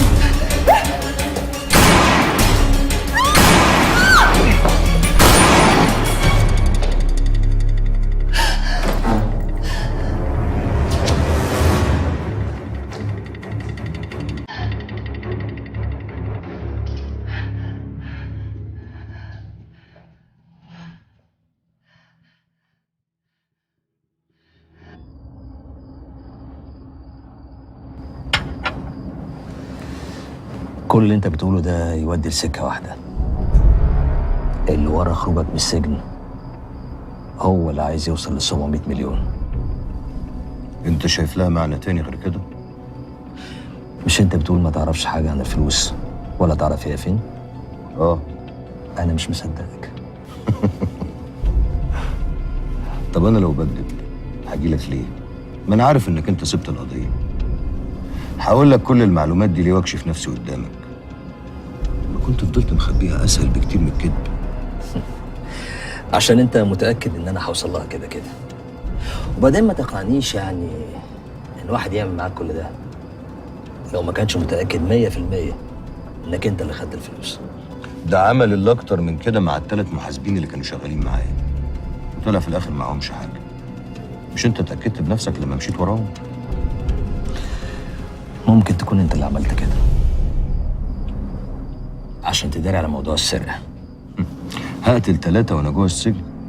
على الاقل كنت حميت اهلي وفلوسي بدل السرقه اللي حصلت فيهم. انا زرت يونس عبد الحميد في السجن. يا حبيب قلبي الملك، امانه تسلم لي عليه لو شفته تاني. كل الناس بتحبك يا رحيم. دي نعمه من عند ربنا. بس هو بيقول اللي عمل كده مش حد من زباينك القدام. ده حد وقعت المعلومة قدامه وعايز ياخد الفلوس لنفسه. والحد ده من عندكم. خدني على قد عقلي يا احمد بيه. واحد بيقولوا انه انتحر، والتاني خبطته عربيه، والتالت اختفى. وبعد ما اختفى لقوا في ايميلاته رسائل تهديد وورقه من الورق اللي اتسرق مني بعد ما اتسجنت. مين بقى اللي في ايده يحول جريمه قتل لحادثه انتحار؟ ومين كمان اللي في ايده يقبض عليا ويسجني في عز الوقت اللي سجون البلد فيه كانت مفتوحه على البحر؟ يوم ما اخرج تيجي لي رسائل تهديد على موبايلي كانها كانت خطه مرسومه من قبل ما اخرج. وانت جاي لنا بقى عشان ادور لك على الحد ده عندنا؟ انت ايه رايك؟ رايي انك جاي لي عشان تلهيني وانزل من على دماغك بعد كبسه السلاح. طول ما انت شايفني وحش كده يا احمد باشا عمرنا ما هنتقدم خطوه لقدام. عايزني اشوفك ازاي يا رحيم؟ انت راجل حرامي، سرقت فلوس البلد وهربتها بره. يا باشا انا كنت بنفذ طلبات اصحاب البلد. اصحاب البلد دول مين؟ اصحاب البلد هم اللي عايشين هنا وشقيوا وتعبوا وفي الاخر اتسرقوا. ويا باشا هم الناس اللي بيحكمونا دول جايين من ايه؟ نازلين علينا من السما؟ ما هم من الناس دي.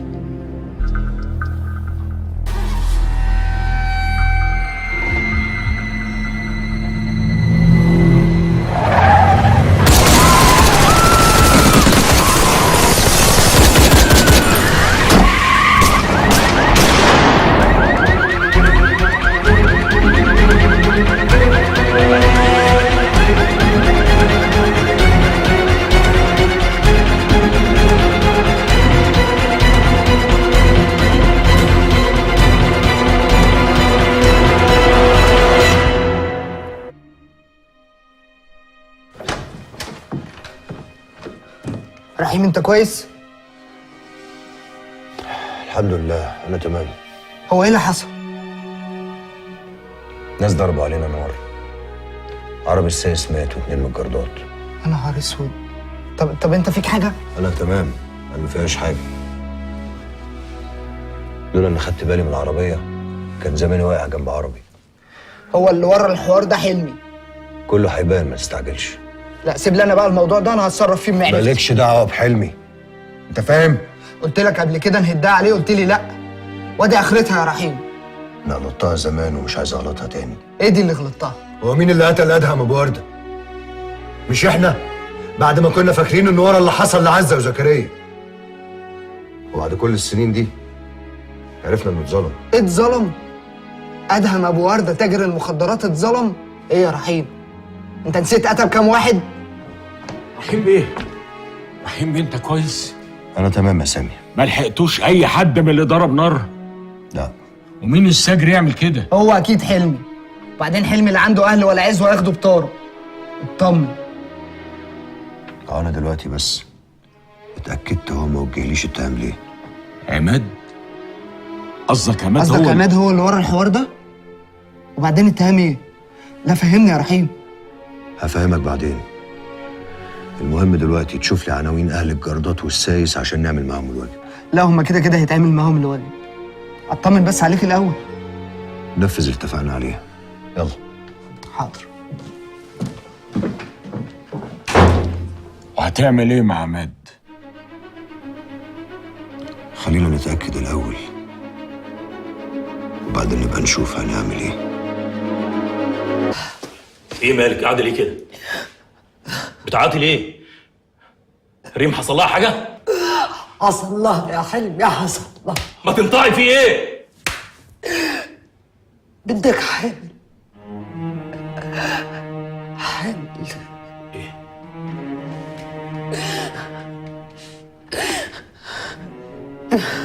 ريم؟ ريم.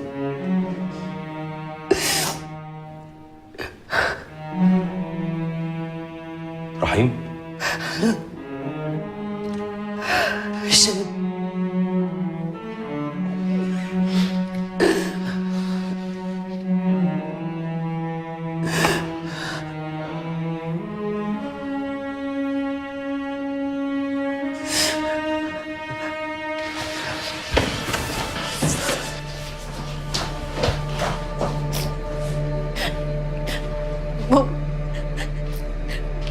والله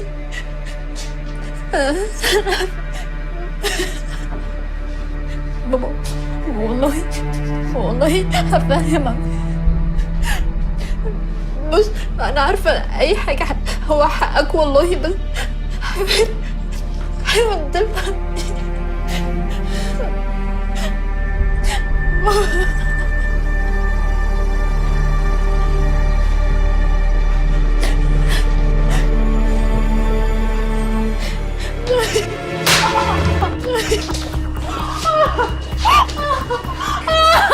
الكلام ده حصل ازاي؟ انت ايه؟ الكلام ده حصل ازاي؟ قولي ان هو كان غصب عنك. ما تزوديش كسرتي، ما تزوديش كسرتي. قولي لي ان هو خطفك وكتفك. هو شربك حاجه؟ ايوه. الكلام ده حصل فين؟ انت ايه؟ حصل فين؟ عندي واحد صاحبه، انا مش فاكره حاجه والله، مش فاكره حاجه. اتغيرتي، اتغيرتي يا ريم. شكلك اتغير، شكلك اتغير. انت ما بقيتيش ريم. انت ريم، انت ريم اللي انا ضيعت عمري عشانها. انت ريم اللي انا حاربت الدنيا كلها عشان بسمة من نور عينيها. دلوقتي خلاص النور بقى ضلمة. انت خلاص ما بقيتيش ريم، ما بقيتيش ريم حلم الحاجاتي، ما بقيتيش ريم حلم الحاجاتي، ما بقيتش ريم حلم الحاجاتي. حلمي رايح فين؟ ما تضيعش نفسك يا حلمي، حلمي. عايز ايه يا زياد؟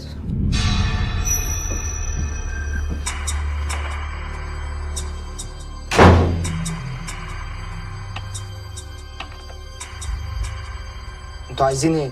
انا عاوز منك ايه يعني؟ زياد مسافر وحب يسلم عليك ويديك بوسه.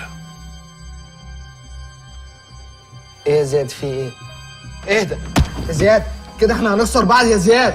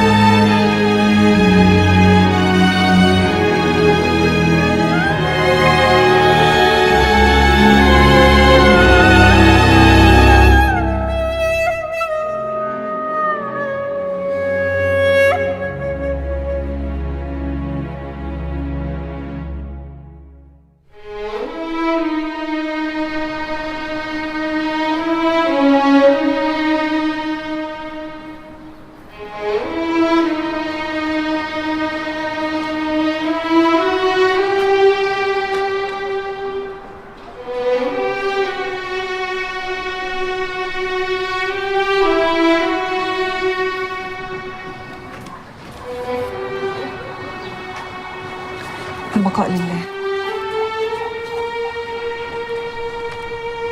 ونعم بالله. كان عندك حق يا دنيا. القريبين مني بس هم اللي بيتأذوا.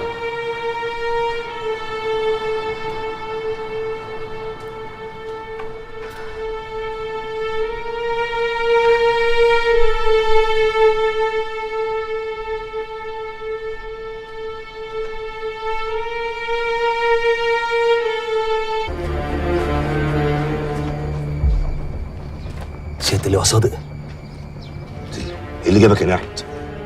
انا اللي هسأل سيادتك نفس السؤال، ايه اللي جابك هنا؟ انا بقى هقول لكم انتوا الاتنين ايه اللي جابكم هنا. مستغرب يا احمد بيه؟ اصل انا ما هنش عليا الحقيقه تقعد اكتر من كده مش فاهم ايه اللي بيحصل حواليك. رحيم، انت اتجننت ولا ايه؟ لا سامحني يا ست لواء، انا عملت اللي اتطلب مني، عملت اللي عليا واكتر كمان. انا الاوان بقى انضف قدام كل الناس. في ايه يا باشا؟ في ايه؟ فهمني. احمد امشي انت دلوقتي وانا هفهمك بعدين. بعد اذنك يا ست لواء. بص يا احمد بيه،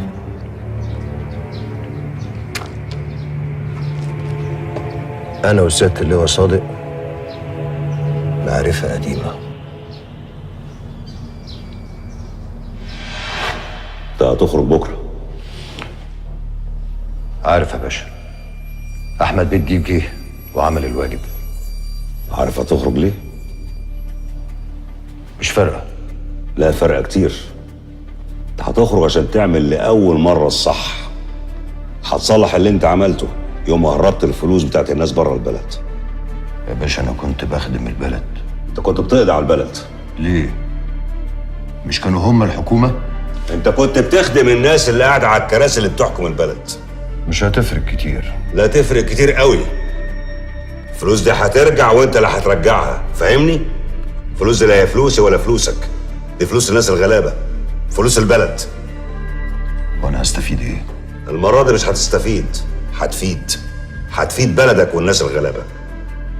وانا عارف انك هتعملها، متأكد انك هتعملها، وعارف انك لا يمكن تخون بلدك. انا مش هقدر احميك ولا اقدر اعمل لك اي حاجة. انت من اول ما هتخرج الناس كلها هتجري وراك، حتى الداخلية نفسها. مش هقدر امنع اي حد. هتخرج وتتصرف بشكل عادي جدا لحد ما تسلمنا الناس اللي اخدوا الفلوس دي ونعرف راحت فين حته، وتسلمنا المستندات اللي هتثبت ان الفلوس دي ممكن نرجعها البلد تاني. انا عارف انها مهمه صعبه، بس انا الحقيقه واثق فيك. تسالني جايب الثقه دي منين؟ ما اعرفش، بس انا حاسس انك هتعملها وهتقدر تعملها.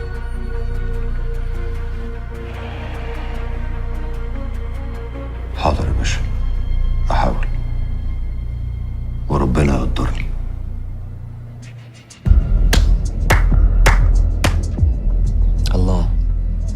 الله عليكم. ليه كده يا سيادة اللواء؟ بتخوني؟ ده انا تلميذك. بعد خبرة السنين دي كلها بتعديها عليا؟ انا بخونك يا احمد ولا حاجه، بس هي الظروف جت كده. بعدين احنا اللي يهمنا مصلحه البلد. طب تجروني باي حاجه تانية يا باشوات؟ روح انت رحيم دلوقتي وهنكمل كلامنا بعدين.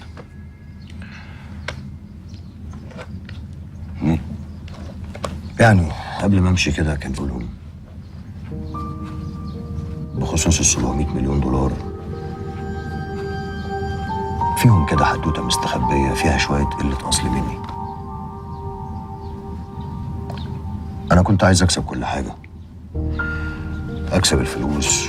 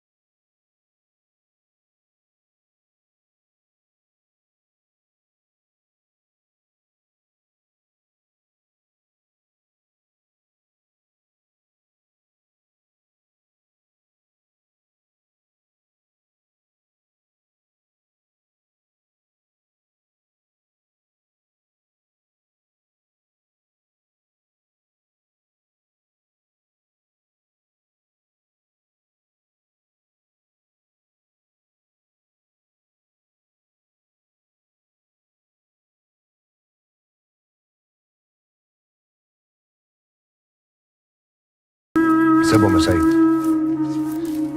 اسيبهم؟ انت عايز مني ايه؟ انا مش هسيبهم غير لما اعرف حلمي فين. انا هوصل له وهاخد منه حق زياد، بس مش بالطريقه دي. نعم يا اخويا. انت مين انت عشان تقول لي انا اعمل ايه وما اعملش ايه؟ انت مين اصلا؟ تهرب ايه لزياد؟ تعرفه منين عشان تحدد مين يجيب حقه؟ هو انت اللي ربيته؟ شفته هو بيكبر قصاد عينيك وبيبقى راجل؟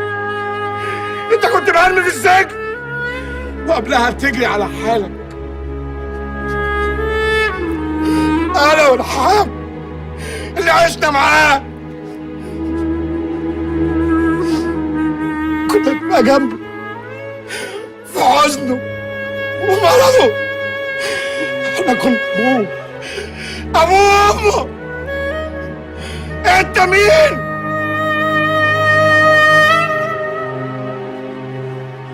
انا السبب يا سيد، انا السبب في موت زياد وموت عزة وعذاب رحاب معاك. انا السبب في كل اذية حصلت للعيلة دي. علشان كده انا اللي لازم اصلح الغلط بنفسي، مش اي حد تاني.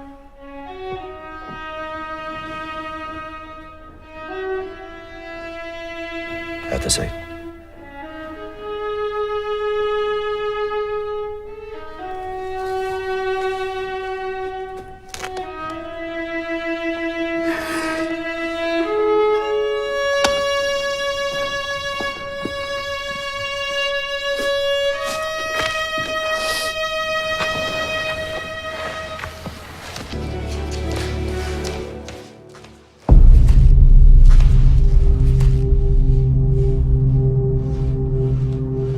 محمود، خليك بره القصر، محدش يدخل ولا يخرج منه.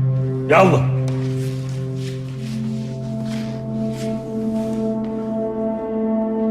فين مراتي وبنتي يا رحيم؟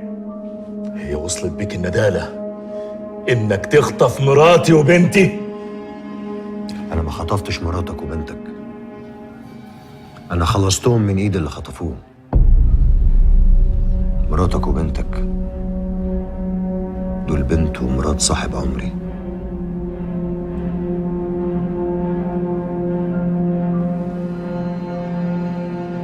مش الواد اللي لسه خارج من شويه ده اللي انت بعته يقتل امينه؟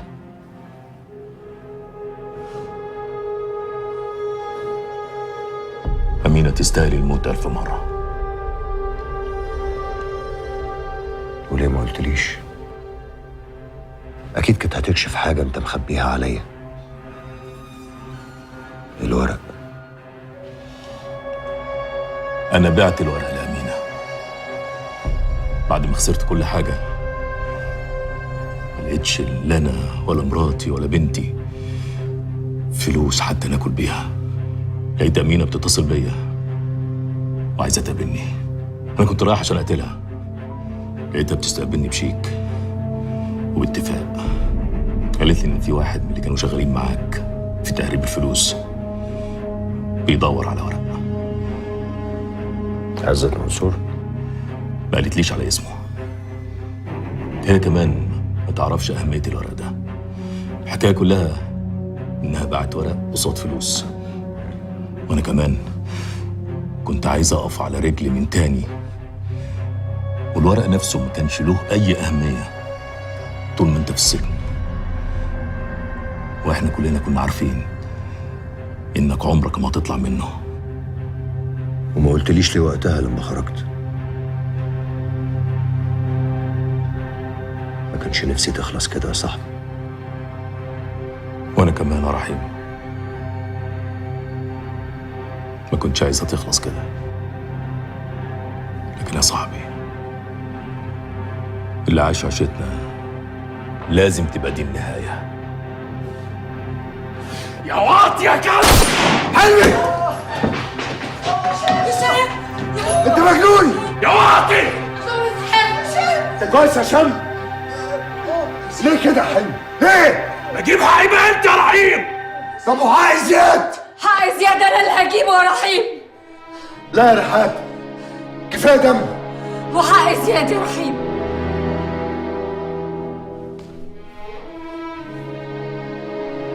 حق زياد هتجيبه، بس من غير دم.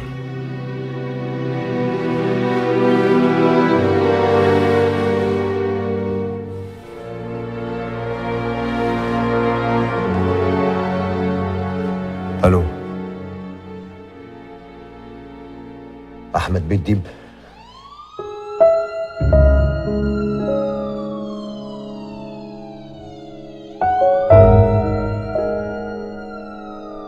خد بالك من حنان وريم، حنان وريم ورحيم.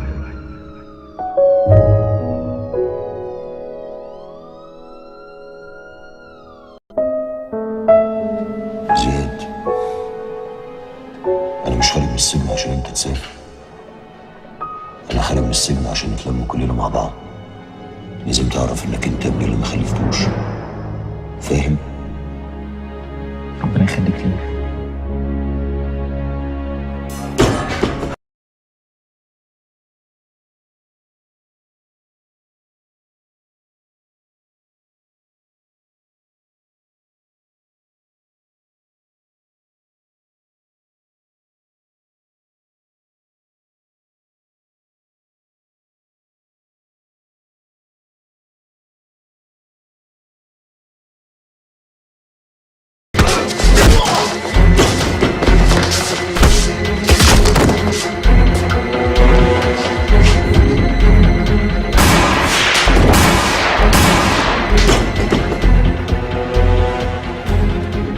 يلا بينا يا رحيم، مفيش وقت، حياتك في خطر. وإيه اللي بيحصل ده؟ انا رائد خالد علي، وانت كده عارفك. أنا مش همشي من هنا غير لما أعرف مين دول. دول الناس اللي عايزين منك 700 مليون. أنت عارف مين اللي ورا موضوع ال 700 مليون؟ مش مهم الكلام دلوقتي، نكمل كلامنا في العربيه. حياه الدكتوره داليا في خطر. إيه؟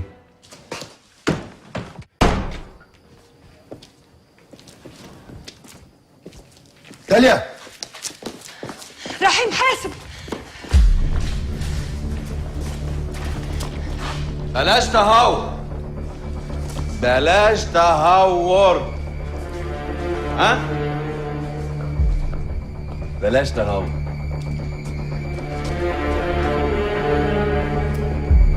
فرح، مفاجأة مش كده؟ ايه يا خالد؟ انا كنت فاكرك اذكى من كده. عماد، انت عرفت المكان ده ازاي؟ اقول لك عرفت ازاي؟ لا مش هقول الا لما ترموا السلاح اللي معاكم الاول. سيب داليا يا عماد. حنيتك دي بقى اللي بتحرق دم يا رحيم. ما انا سبتها اهو، كلكم مترفعين اصلا. ارمي السلاح. بس انت يا عماد عارف كويس قوي ان انا ولا فارق معايا داليا ولا رحيم. بس يفرق معاك حياتك انت. انتوا تعرفوا بعض من امتى؟ ده انا وخالد عشره قديمه قوي. يعني كل اللي قلتولي في العربيه كان كده؟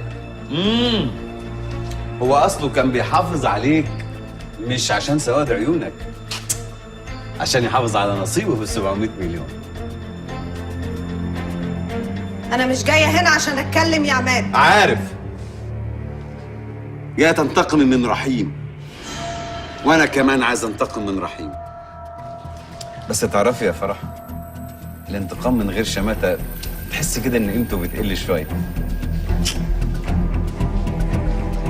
عارف يا رحيم، كل مره كنت بشوفك فيها ببقى ماسك نفسي بالعافيه ان اقول لك ان انا بلعب بيك من يوم ما خرجت من السجن.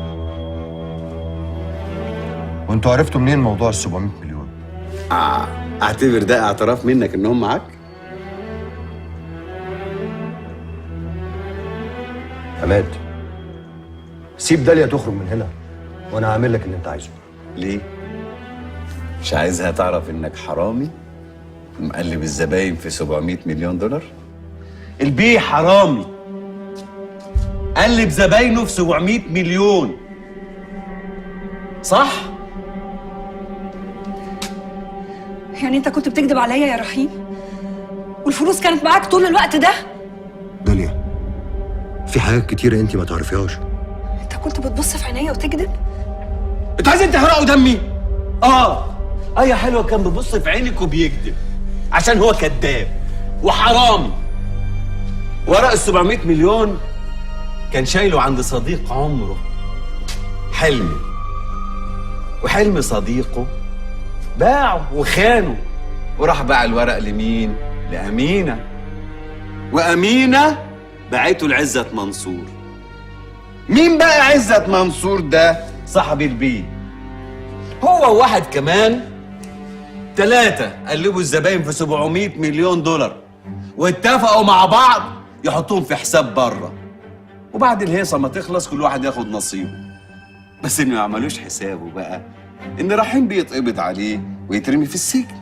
عماد، انا قلت انا مش جايه اتكلم في حاجه، انا جايه هنا عشان حاجه واحده بس، اخلص منه. اقتله. ارجع مكانك. محدش هيقرب من رحيم طول ما انا هنا. كان نفسي اشكرك لولا اني عارف نيتك. بسيطه يا رحيم بيه، قول لي فلوس فين وانا خرجك من هنا، انت والدكتوره سلام، غصب عن اي حد. وانت مين اللي قال لك ان انت نفسك هتخرج من هنا؟ لا يا عماد، اقعد كده وصلي على النبي. انك تقتل رحيم حاجه وانك تقتل ظابط دي حاجه تانية. انا لو اتخربشت بس الدنيا هتتقلب عليك. انا دلوقتي بس بدات اجمع كل حاجه. عزت بعد ما اتسجنت حب يدور على الفلوس، باع اللي وراه واللي قدامه علشان يدفع لأمينة تمن الورق،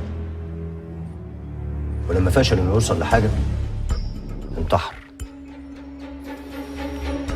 البوليس حقق في الموضوع، الورق وقع قدام خالد بيه، ومن هنا تعاونتوا مع بعض. بس اللي مش قادر افهمه بقى، انت هنا بتعملي ايه؟ كنت فاكراك اذكى من كده يا رحيم. انت كنت فاكر ان انت بتغسل فلوس لوحدك؟ انت ما كنتش تقدر تاخد خطوه واحده من غير ما ترجع لجون خباز. جون خباز؟ انت تعرفيه؟ مكتب الاستشارات بتاعي كان واجهه من الواجهات اللي استخدمها قبل كده زمان، ومن بعد كده بقيت انا بلعب لوحدي. كلامك ده وفر عليا كتير قوي. تقصد ايه يا رحيم بيه؟ انا مش عارف هما اتاخروا كده ليه؟ هما مين دول؟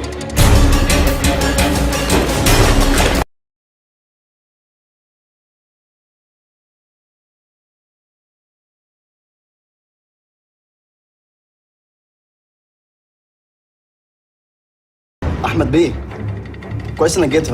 رحيم اهو وعماد كان خاطف داليا، وكويس حضرتك وصلت يعني. استنى يا خالد، خليك انت شويه. ايه ده؟ انتوا متفقين مع بعض؟ مش محتاج اقول لكم المكان كله متحاصر عشان مصلحتكم. كل واحد يسلم سلاحه. تمام يا باشا.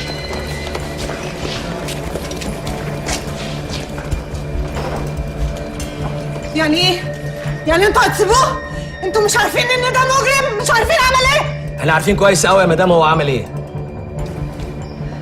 يعني انت كنت بتشتغل مع الداخليه؟ مش انا قلت لك في حاجات كتير انت ما تعرفيهاش؟ خساره يا خالد، انت اخر واحد في الدنيا توقع انه يخون. لا يا احمد بيه، نزل سلاحك يا خالد. انا مش خاين. نزل سلاحك. مش هنزل سلاحي وما تدينيش اوامر. نزل سلاحك. مش هنزل سلاحي. داليا، انا مش هعرف اعيش من غيرك يا داليا.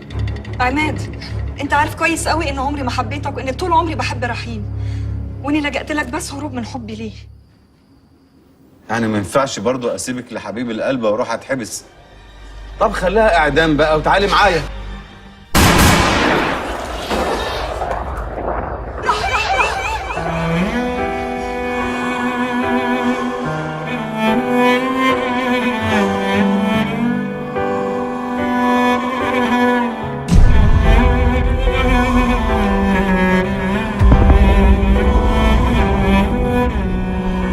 اسعد بسرعة!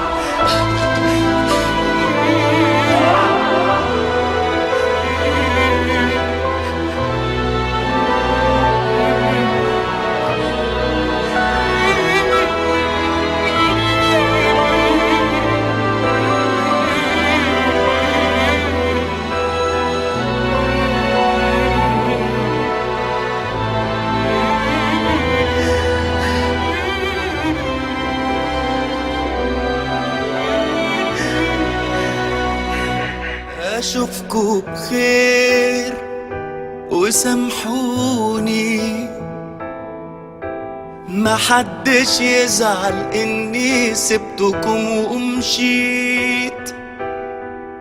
أشوفكوا بخير وافتكروني، وسايب ذكريات وكوام من الحواديت. أشوفكوا بخير وسامحوني، محدش يزعل إني سبتكم ومشيت. أشوفكوا بخير وافتكروني، وسايب ذكريات وكوام من الحواديت. أنا في مكان أكيد أحسن، ولا بزعل ولا بحزن، بلاش الدمع يستحسن مدام قدامكوا لسه كتير. أنا في مكان أكيد أحسن، ولا بزعل ولا بحزن، بلاش الدمع يستحسن مدام قدامكوا لسه كتير. أشوفكوا بخير.